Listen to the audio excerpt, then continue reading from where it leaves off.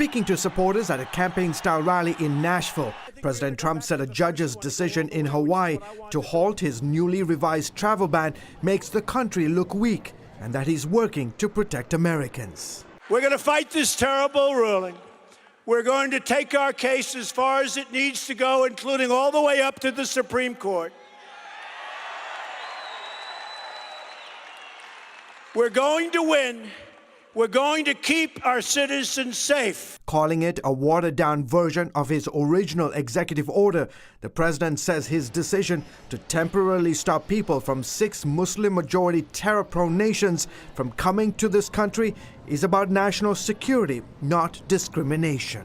The best way to keep foreign terrorists, or as some people would say in certain instances, radical Islamic terrorists, from attacking our country is to stop them from entering our country in the first place. But the judge disagreed, saying the new ban discriminates on the basis of nationality and religion, and cited, among other examples, President Trump's January 27th interview with CBN's David Brody, in which he discussed the need to protect Christians in the Middle East. Do you know, if you were a Christian in Syria, it was impossible, at least very tough to get into the United States.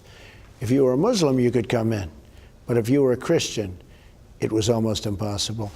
And the reason that was so unfair is that everybody was persecuted, in all fairness, but they were chopping off the heads of everybody, but more so the Christians. And I thought it was very unfair. So we are going to help them. The judge's ruling blocked the updated executive order just hours before it was to take effect.